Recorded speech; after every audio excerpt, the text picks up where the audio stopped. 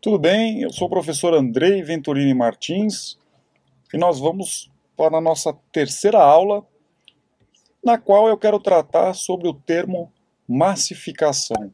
Então, na última aula eu falei da cisão, ou das cisões, das inúmeras cisões do contemporâneo, e que tem um eco, né, no nosso contexto, nos nossos dias, dos nossos tempos, podemos dizer, desse tempo que a gente chama de nosso.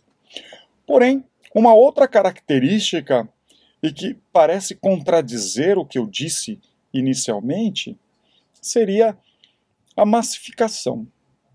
Então, como pode nós termos uma sociedade massificada se a primeira característica dessa sociedade, como nós vimos, é uma sociedade cindida e que vai separando cada vez mais. Então eu parto do princípio que essas cisões, elas geram uma espécie de bolsão de massas. Então, grupos cindidos entre si, mas que são grupos massificados. Grupos no qual a noção de indivíduo e de autonomia desaparecem. Aquele indivíduo ele deixa de ser indivíduo e passa a ser um ser nas massas. Ele pensa como a massa, ele fala como a massa, ele se comporta como a massa. Então, eu gostaria de trazer hoje esse segundo diagnóstico, eu diria, do contemporâneo, que é a massificação.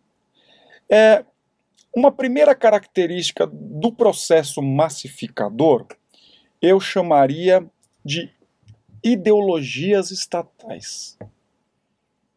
As ideologias estatais, ela funciona de que maneira?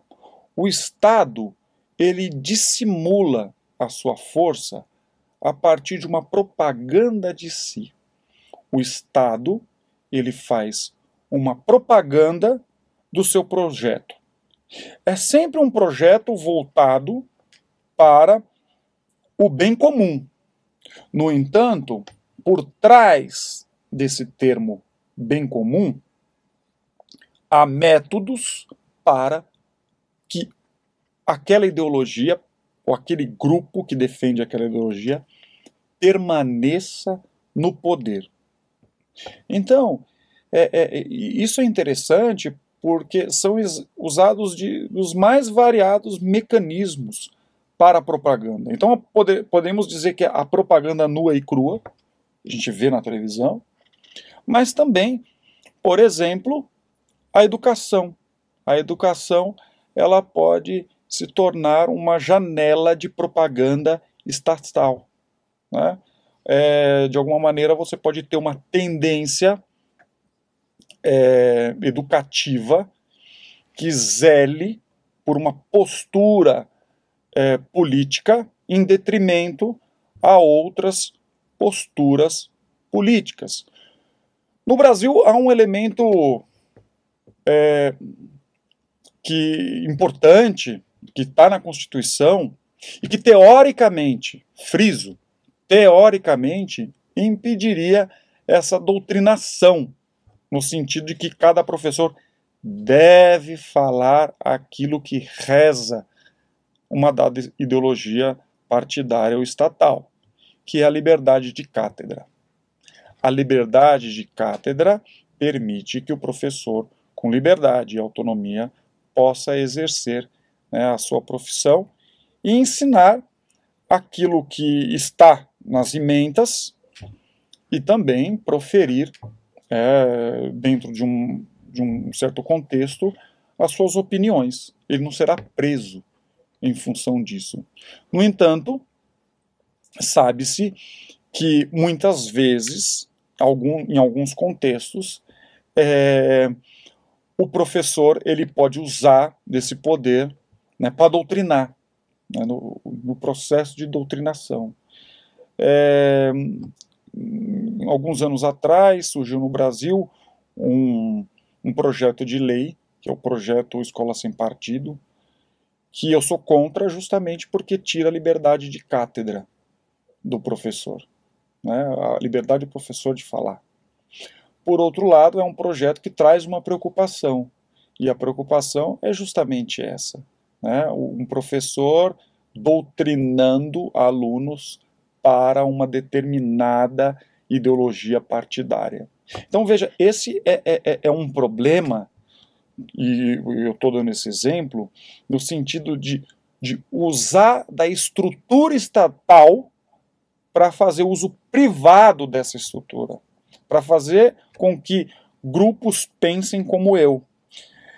Eu não tenho dúvida que a política foi, é e será sempre suja. Eu sou um pessimista, então eu não acho que existe política limpinha em lugar nenhum.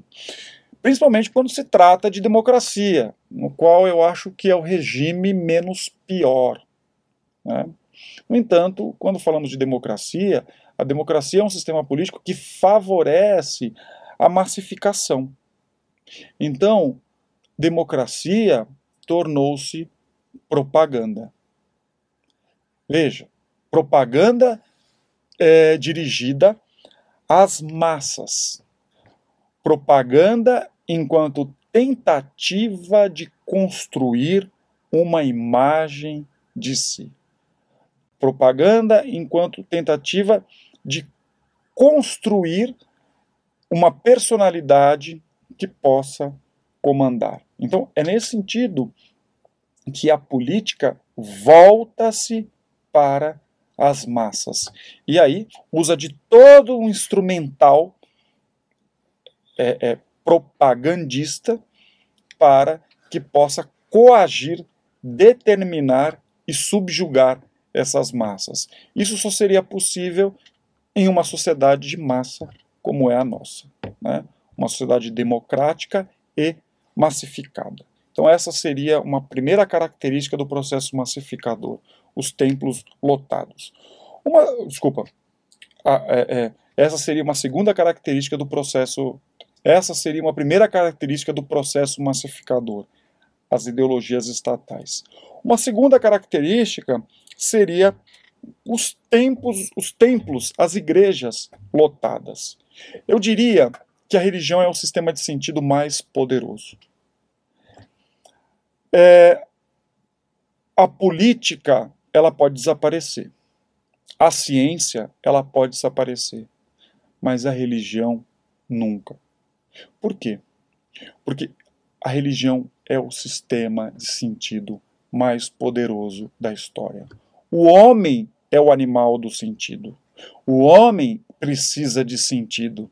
Há uma passagem bíblica que o Cristo diz, sendo tentado no deserto: o homem não vive somente de pão, mas de toda a palavra que sai da boca de Deus. Ou seja, não basta o pão, eu preciso de sentido, de ânimo, para levantar da minha cama e comer aquele pão. Eu preciso de uma motivação para comer aquele pão. Então, o ser humano é um animal voltado para o sentido. O seu logos, a sua capacidade de pensar, ela é voltada para o sentido. E a religião é o sistema de sentido mais poderoso. Então há uma sintonia, uma harmonia entre as demandas do homem e aquilo que a religião oferece. Então, a religião, ela cresce, sem dúvida nenhuma. A religião, hoje ela é marcada por templos lotados, sem dúvida nenhuma, né? A religião, ela marca, muitas vezes, as diretrizes comportamentais dos mais variados grupos. Então, eu vejo que a religião, ela tem nela há um elemento massificador, sem dúvida, justamente porque como a religião é um sistema de sentido poderoso e como o homem precisa de sentido, e com as mídias, a religião ela atinge um número grande de pessoas. Então, nesse sentido, as grandes massas religiosas, elas estão aí, elas estão presentes, e elas se manifestam no mundo inteiro. Essa, então, seria uma segunda característica da massificação contemporânea. Os templos ainda estão lotados. Uma terceira característica de massa, uma característica da massa específica na atualidade, é que, apesar dos templos estarem lotados, há uma crença na ciência como empreendimento indubitável. Há uma crença na ciência como empreendimento indubitável. Ou seja, a ciência e os cientistas não são passíveis à dúvida. Aquilo que o cientista disse é claro e distinto. Não há dúvida acerca daquilo que um cientista elabora. Então há uma confiança muito grande na ciência. A ciência ela tornou-se a tábua de salvação. Né? A gente tira Deus do lugar do absoluto e coloca a ciência. Nós colocamos a ciência sobre o altar. Se acontece alguma coisa, né, com alguém que você conhece, você não vai levar para o padre benzer, você vai levar no médico. Então, a ciência ela tem um lugar importante e massificado, justamente porque a crença na ciência ela é onipresente. Então, é interessante que há alguns anos atrás eu assisti um programa de televisão, um domingo, e nesse programa de televisão foi apresentado inúmeros credos religiosos. Eram 10 credos. E depois de apresentado os 10 credos religiosos, houve mais um programa, né, foram 11 programas. O 11º programa era sobre a palavra da ciência. E eu fiquei com essa ideia, né, na minha cabeça, no sentido de que, apesar de toda a riqueza daquelas religiões, o último a dar a palavra no contemporâneo é o cientista. Então, essa ideia de que a ciência é um empreendimento indubitável, que a tábua de salvação do homem contemporâneo, ela está muito presente na sociedade massificada. Eu diria que hoje isso é senso comum. Né? É senso comum. É muito difícil você encontrar alguém que discorda. E a gente sabe que a ciência ela está cheia de falhas. Né? Basta uma investigação um pouco mais profunda, basta uma aproximação um pouco maior da ciência, que nós veremos que ela é tão humana e tão falha quanto nós. Uma outra característica, seria a quarta característica do contemporâneo, enquanto massificação, seria uma massa angustiada e que tem as suas angústias reguladas pela tecnologia, ou seja, pela hipermedicação. Então, isso é interessante porque o Freud já apontava isso lá no começo do século XX, que esses dramas, chegaria um momento em que os dramas humanos poderiam ser, entre aspas, resolvidos, e quando a gente fala de Freud, né, sempre entre aspas, porque para o Freud o ser humano não tem jeito, né, o ser humano é sempre contingente, o ser humano é sempre falho. No entanto, a medicação ela poderia auxiliar o homem a viver melhor. Né, a viver melhor. Então, é interessante porque isso nos faz pensar um pouquinho acerca dos nossos comportamentos. Então, até que ponto a hipermedicação é uma forma, eu diria, covarde do homem lidar com seus próprios sentimentos. Veja, não estou dizendo que uma pessoa não deve ser medicada. Há casos nos quais é necessária a medicação. Não é?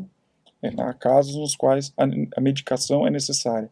Mas a questão é, será que para toda angústia, para todo tédio, para todo desconforto, é necessário um remédio que venha compensar e equilibrar o ser humano? Há um texto que também nos coloca essa questão. É um texto do século XX, do Huxley, Adorável Mundo Novo. O texto Adorável Mundo Novo, ele é importante porque é um texto que começa fazendo menção a uma fábrica, né, de condicionamento de seres humanos. Uma fábrica de condicionamento de seres humanos. Então é uma distopia moral, mostrando o quanto a ciência ela pode criar um ethos, um ambiente precário e, por que não, mal. É interessante que os personagens desse livro, lá pelas tantas, quando sentem a angústia, tomam aquilo que é chamado de soma. Soma. Soma no grego significa corpo. Ou seja, o nome dado à medicação, essa medicação universal, que tem no livro Adorável Mundo Novo, o nome dado é soma, que significa corpo. Ou seja, trata-se de um remédio universal que regula todos os desequilíbrios, todos os possíveis embates, né, que as paixões ela poderia nos trazer. Então, trata-se de um ser humano que não quer conviver com aquilo que há de tenebroso na condição humana. Trata-se de seres humanos que querem conviver somente com aquilo que há de luminoso. Eu vejo que essa é uma forma precária de lidar com a própria condição humana. Ser homem é ter ciência de que há elementos luminosos e elementos tenebrosos. Não creio que todo e qualquer desconforto deve ser ajustado por meio da medicação, né? Por meio de elementos que, de alguma maneira, vêm de fora. Acredito que é necessário uma espécie de educação do homem para que ele possa conseguir lidar, se não com todas, mas pelo menos com algum desconforto, né? O desconforto é algo que faz parte da vida. Então, amar a vida é amar tudo aquilo que há de luminoso, mas também amar tudo aquilo que há de tenebroso. Se a criança, desde pequena, não é educada para lidar com aquilo que há de escuro, de tenebroso e cruel da vida, essa criança permanecerá para sempre criança. Eu diria que são pouquíssimos, que alcançam a idade adulta. São pouquíssimos aqueles que alcançam a individuação, que são capazes de pensar os seus próprios dramas, né? Então, veja, eu falo então de uma sociedade que acredita que todos os seus problemas poderiam ser sanados através de medicamentos. Então, isso está presente em distopias, na literatura distópica, entre elas estaria esse clássico do Aldous Huxley chamado Admirável Mundo Novo, no qual eu indico. Um outro elemento importante seriam os comportamentos mediados pela tecnologia. Então, eu falei da determinação dos comportamentos em função da hipermedicação, mas também eu falo da mediação que os elementos tecnológicos fazem nos relacionamentos. Então, veja, os meios tecnológicos, eles aproximam quem está longe, mas também pode distanciar quem está perto. Então, veja, você tem um amigo que está na China. Então, por meio de um celular, vocês podem se comunicar sempre. Eu acho que é sempre um problema você ter um amigo na China, porque é sempre fácil ser amigo de alguém que está na China, né? Alguém que está longe de você. A dificuldade é a amizade enquanto convivência, né? Então, isso é importante. Ter um amigo na China é muito fácil. Quando você não quer falar com ele, você simplesmente se afasta dele e você não entra na internet, você não atende o telefone, né? Agora, a tecnologia também distancia quem está perto. Distancia quem está perto, e um exemplo disso é aquele casal que fica o dia inteiro conversando numa mídia, e quando se encontra à noite, não tem o que conversar, não tem o que falar. Existe um muro entre eles. Por quê? Tudo aquilo que precisava ser dito já foi dito. Então, trata-se de uma tecnologia que faz a mediação entre o homem e as outras pessoas, os seus relacionamentos, mas também faz a mediação entre o homem e o mundo, né? Um celular que, de alguma maneira, está entre você e um dado objeto, né? Um indivíduo que tem uma certa tara para tirar foto de tudo. Então, ele olha o mundo por meio de uma máquina. Ele olha o mundo mediado por uma máquina.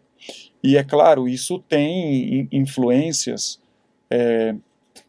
brutais no comportamento. Então, imagine só uma criança que está em uma fase sensorial, uma fase que ela precisa se relacionar com os objetos para ter uma noção de tempo, de espaço, uma noção daquilo que é áspero, uma noção daquilo que é grande, pequeno, duro, mole, mas ela se relaciona com o iPad. Então, veja, claro que o iPad ela pode ajudar, sem dúvida nenhuma, no desenvolvimento de inúmeras instâncias, mas veja, me parece que até então nada foi inventado que pudesse substituir o mundo tal qual ele se manifesta. Então, sem dúvida nenhuma,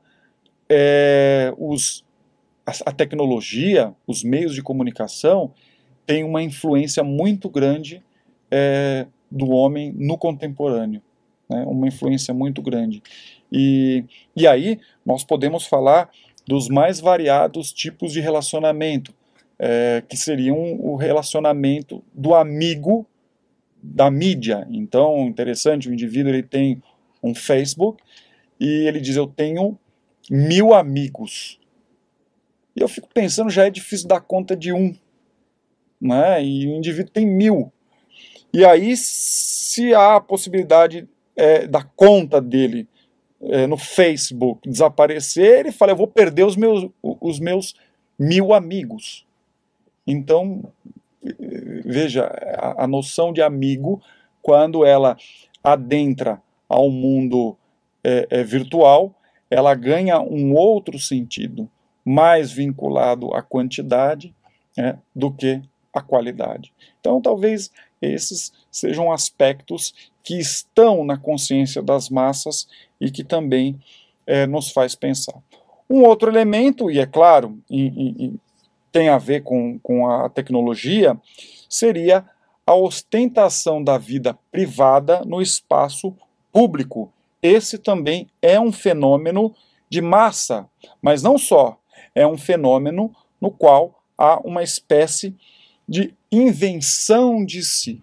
O indivíduo, ele usa dos meios de comunicação, da linguagem, das imagens, para inventar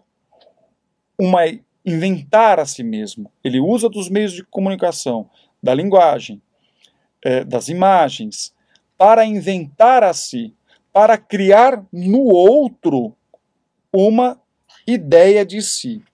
E como isso acontece?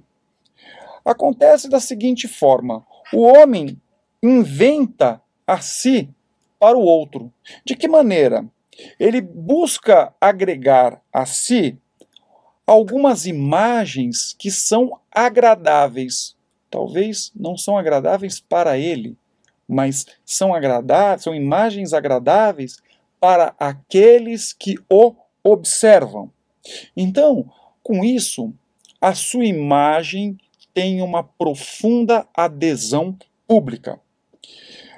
Nesse sentido, o outro, ele é convencido pela a imagem que eu crio de mim. O outro é convencido com isso? Das imagens agradáveis que eu crio de mim. Então, com isso, o outro acredita naquilo que eu digo que sou. O outro acredita nos mecanismos de invenção daquilo que eu digo que sou. E o que mais interessante, aí a gente entra numa espécie de delírio, é que aquele indivíduo que publica uma imagem de si, e que de alguma maneira publica uma máscara, um engodo acerca de si, com o tempo ele começa a acreditar que ele é aquilo que ele inventou. Então veja só, num primeiro momento ele engana os outros, e num segundo momento ele se engana, de modo que eu creio que sou aquilo que eu criei. Há uma passagem numa obra do filósofo Blaise Pascal, chamada Pensamentos, que o Pascal diz assim, abre aspas, o homem não é, portanto, senão disfarce, mentira e hipocrisia, tanto para si mesmo quanto para os outros. Não quer que lhe digam a verdade. É interessante que, de fato, o homem não quer que lhe digam a verdade. Imagine se alguém começa a apontar os seus defeitos. Esse alguém, ele passa a ser objeto de nosso ódio. A questão é, esse indivíduo que aponta o nosso defeito, ele nos fala a verdade sobre nós. Não seria esse o nosso amigo? O amigo não seria aquele que fala a verdade sobre nós? Ora, se aquele que fala a verdade sobre nós é objeto de nosso ódio, então o que nós queremos? Que os outros mintam para nós? Não.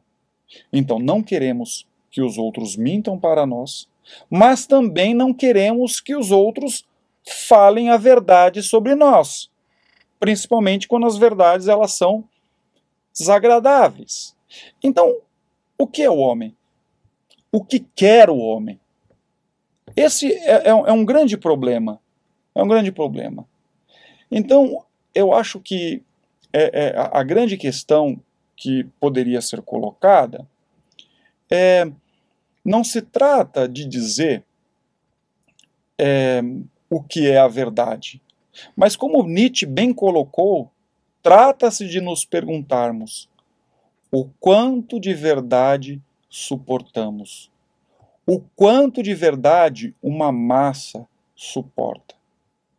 Então, veja, se houvesse uma bomba de verdade, no qual todos os indivíduos tivessem que escutar a verdade sobre si, como ficariam as massas? Então, ressalto que esse seria o segundo diagnóstico do contemporâneo, a massificação. Primeiro diagnóstico do contemporâneo, primeira característica do contemporâneo, no meu modo de pensar, as cisões, que eu trabalhei na última aula. Segunda característica do contemporâneo, a massificação. Um grande abraço, muito obrigado.